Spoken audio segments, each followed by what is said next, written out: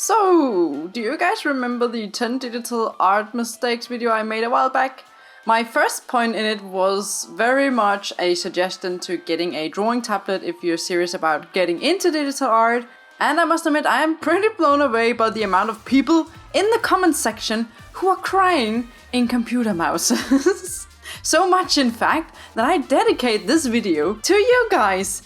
I'm going to draw a character today, not using a drawing tablet, but my computer mouse. I'm going to draw in Photoshop and I'll allow myself to use all the tools available in Photoshop. I just can't use a drawing tablet. I have to use my mouse. And before I move on, I want to spend approximately a minute to thank today's sponsor, which is Skillshare, for making this video possible.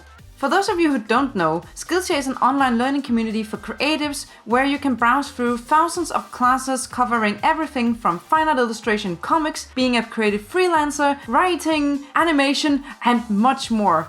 I myself have personally used Skillshare regularly because I really appreciate the professionalism of the content, the teachers, and the way that the classes are structured. They also have an app so you can bring the learning with you on the go or to the bathroom because time spent reading shampoo bottles is overrated. In one of my previous videos, I showed you guys how combining hard and soft edges can help improve the shading and rendering of your art. An extension of that, I want to recommend an amazing class in Skillshare that goes in depth with this technique of using hard and soft edges. It's less than an hour long and also has a full 30-minute demonstration. I highly recommend it, and Stephanie, the teacher, is just as expressive as I am, if not more. So if you like me, you'll love her. And if you're one of the first 1,000 people who follow the link in the description below, you get a free trial of Skillshare Premium so you can check out the class and many more afterwards. If you decide to stay after the trial, you can become a member for less than $10 a month if you pick Skillshare's annual membership plan. Thanks for listening, guys, and let's continue with the video. To save myself using too much brain power, I'm going to bring in an old character I designed a few years ago called Lucy, and I'm also going to stick with a pretty simple cartoon style.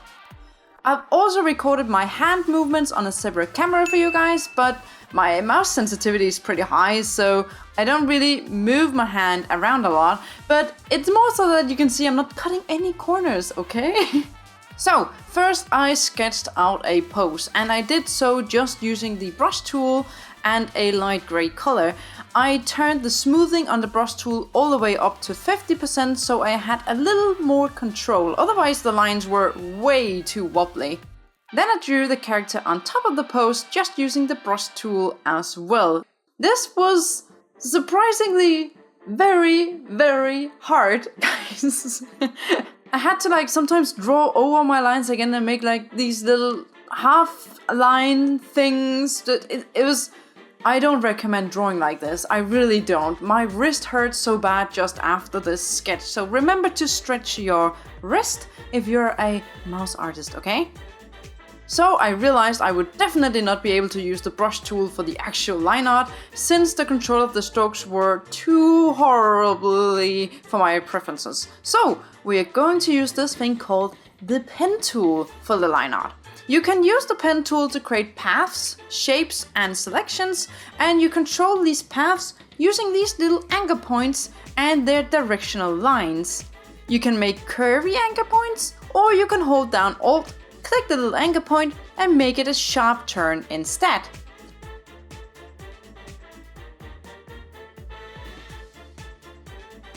So for the line art, I used this pen tool and the anchor point to create the line art on top of the sketch.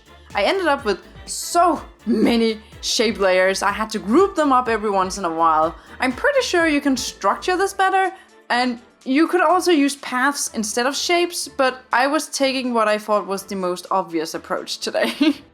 And it's not that I haven't done art with a pen tool before, I have. I'm just used to use a drawing tablet to control these anchor points, and I usually also work in Illustrator, where the pen and path tool kind of works a bit differently, especially in the way that you can control shapes going over each other.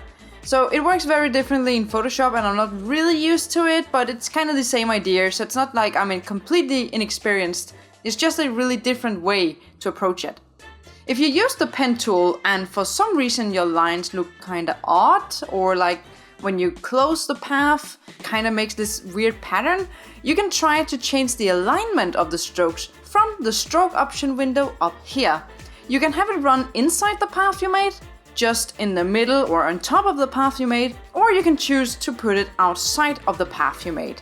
Sometimes the result gets better just by changing the alignment of the stroke. Here you can also choose what shapes the corners and the caps of your stroke should have.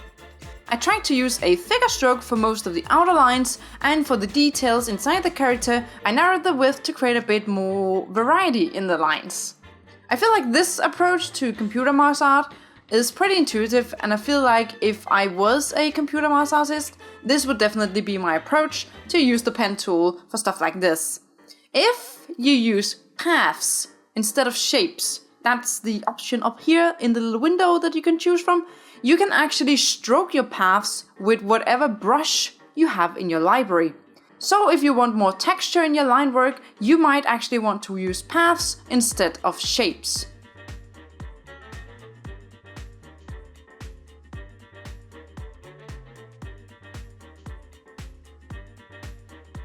So once I had lined the entire character, I began to rasterize and merge the shape layers together. Rasterize just means that I'm taking something that's vector-based and making it pixel-based. And I manually, to the best of my ability, erased the parts of the line art that I didn't need. Then I made a selection outside of the entire character, expanded the selection by 2 pixels to avoid white pixels along the edge of the line art. Then I inverted the selection and filled it with a random grey color. This would create a silhouette for the character. I then added an outer stroke to the silhouette layer so that the character has more of a thick black outline around the entire silhouette.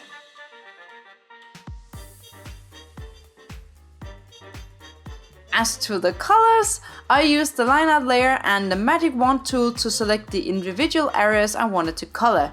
Each time I expanded the selection with 1 or 2 pixels before using the fill feature to fill in the color on a new layer below the line art.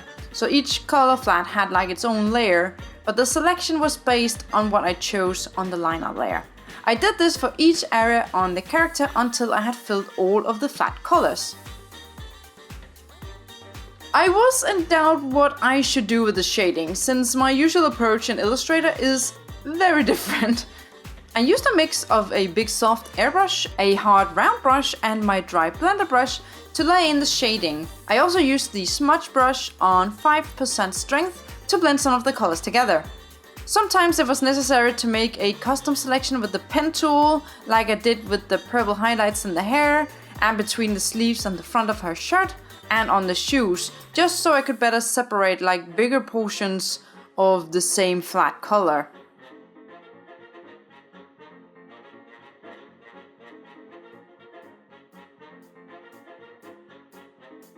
Honestly, I think the shading in the end looks a bit like what I would have painted 5 years ago. But I suppose if you really put in the hours, it's possible to get a really amazing result.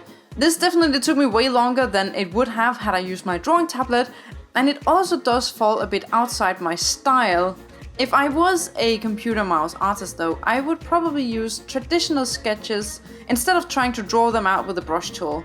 I'm pretty sure that would up the quality and resemblance to my style much better. This was a pretty weird but also very fun and insightful challenge. I know that there are many artists out there who, for whatever reason it is, use a computer mouse to do art on their computer, which is very durable. I think I would prefer to use Illustrator to do vector art with this approach instead of like trying to paint like I would normally do with the mouse. It was super hard. I swear my wrist was so done after this drawing, and it took me approximately I think it was 3 hours, where I had like small breaks too, and it probably would have taken me a little over an hour had I used my drawing tablet to produce a result like this. Had I started going into details and started rendering and stuff, first of all, I don't know how I would approach that with the mouse. It would probably be a lot of lasso tooling, or actually using maybe path tool to make a lot of selections, and then I'm not sure. It will be a real mess, I think. And my wrist definitely wouldn't think it would be worth it. So I can only say that if you're a computer mouse artist, I really respect you. I really do. Like, I also respect you guys drawing on your phones. it must be really tough. But if you're not used to using a drawing tablet, then it's just the norm for you, right? So it's just me that finds something that's simple for others to be really, really tough because I'm not used to it. But I had lots of fun, and I feel like I finally got to know the pen tool a little better in Photoshop. I don't know why it took me so long to just kind of want to explore it, but here we are now, and maybe I can use it in the future for other stuff, I don't know. So thanks so much for watching, guys. I really appreciate it. If you liked it or disliked it, please give it a thumbs up regardless. It really helps my channel out a lot. And I'm excited to get back to you with another video, hopefully soon. So until next time, guys, take care. Bye!